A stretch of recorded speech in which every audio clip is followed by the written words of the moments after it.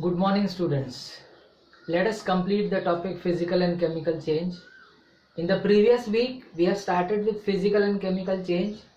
I'll just ask you to play with me or repeat after me or say physical change and chemical change. So, physical change is such a change in which shape, size, color is changed. Okay. As well, chemical change is such change in which shape, size, color changes.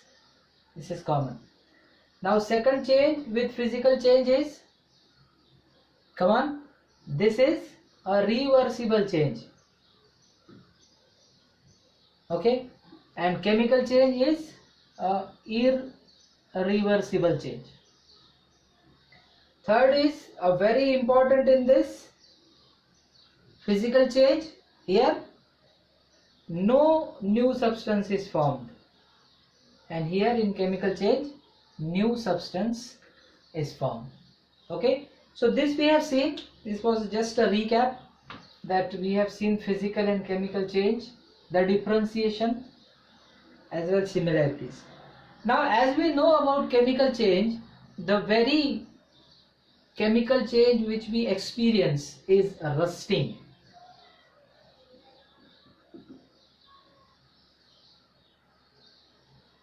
Rusting of iron. Now, rusting of iron is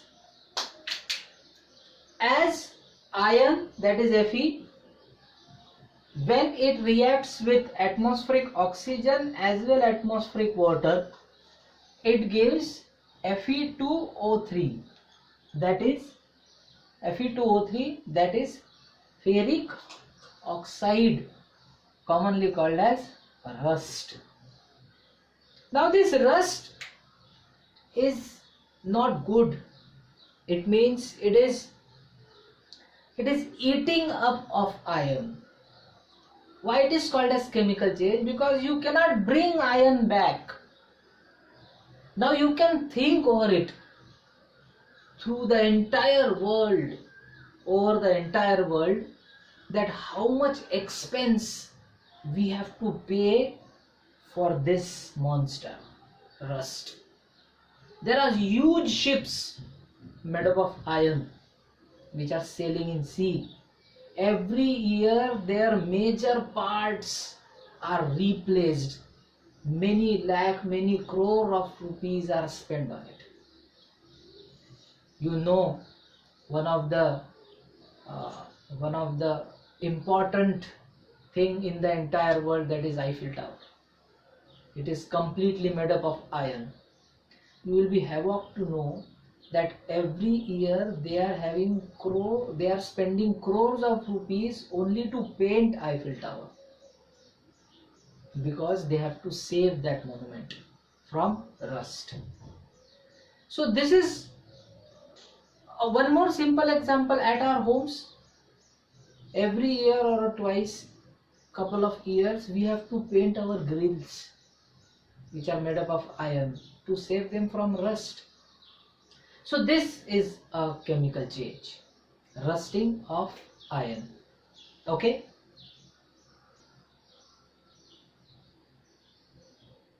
Next topic to discuss is galvanization. The definition is many times, rather I will say always, this definition is in examination. What is galvanization? Galvanization is a technique of depositing the layer of zinc on iron. Now, before this we have seen rust. So now we are discussing the method to prevent rusting.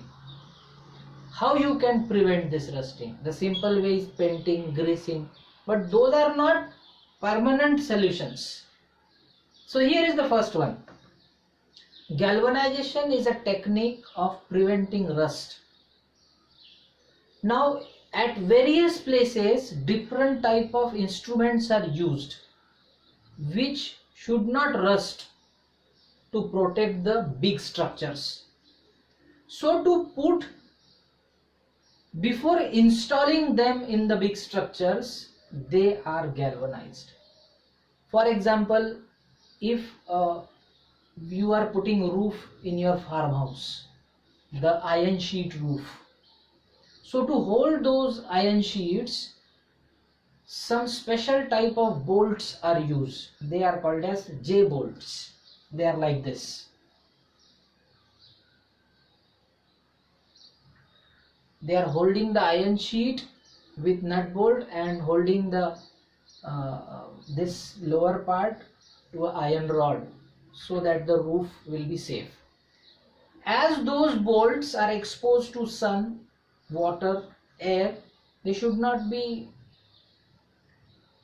get corrode or rust. That's why they are galvanized. So galvanization is a technique of putting a coating of zinc on iron. So galvanization is such a technique. Now in this, some more techniques are there, such as alloying is also a technique. Alloy, to make a alloy. What is alloying? Alloy is mixing of two or more metals in proper proportion to avoid them from rusting and to improve their life. A simple example I can give you: stainless steel. The utensils which we use at home nowadays mostly are of stainless steel. The pronunciation is stainless steel. It is made up of iron and certain amount of carbon is added to it to improve the strength of iron and to avoid it from rusting. Another technique, these techniques are not in your syllabus, but to improve your knowledge: anodizing technique. Anodizing technique is also to save from rusting and to improve the strength. Nowadays, you know, in cooking, so many revolutions are being used, such as one example I can give you: a non-sticky pan. Have you heard that? The non-sticky pan is having certain coating on the metal, and that coating is done by technique of anodizing. Certain layer of some metal and with some chemicals, this technique is called as anodizing technique. Another is electroplating. Now electroplating is such a technique by which the metals are given shine. For example, a simple thing you have heard, maybe mostly girls have heard this: 1 gram gold jewelry. So that 1 gram gold jewelry, it means if you are taking a bangle that is electroplated by 1 gram gold, and now the luster, the shine of that bangle is increased as well, it will not rust also, it will not corrode also. So such techniques are there to prevent rusting. They can be in this way. Last topic to discuss in this lesson is crystallization. You have heard this word in grade 6 when you were discussing the topic of how salt is taken out from sea. So salt is taken out by the method of evaporation, and then it comes in the form of crystals. So by the method of crystallization, they are brought back properly. Here in your syllabus, one method is given of copper sulfate. One activity is given to make the crystals of copper sulfate. You have to take some crystals of copper sulfate, big blue color, and you have to add dilute sulfuric acid to it. Now dilute means the solution of sulfuric acid is made with the help of water, and when we add water, the concentration becomes low. We have to add dilute sulfuric acid to it, and then you have to heat it. After heating for some time, the water vapors which were present in will evaporate, and then you have to heat till certain extent that only a very less solution will be left at the bottom. then stop heating, and now you have to just do that. You have to keep this mixture for overnight. That means for 10 to 12 hours you have to leave it. After cooling, next morning if you see, very nice big crystals of copper sulfate will be formed in the beaker.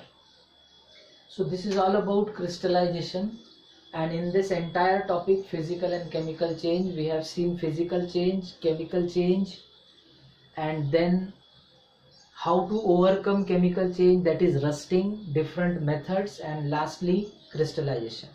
My dear student, this online session was very nice. I got good comments from your side. Thank you for that.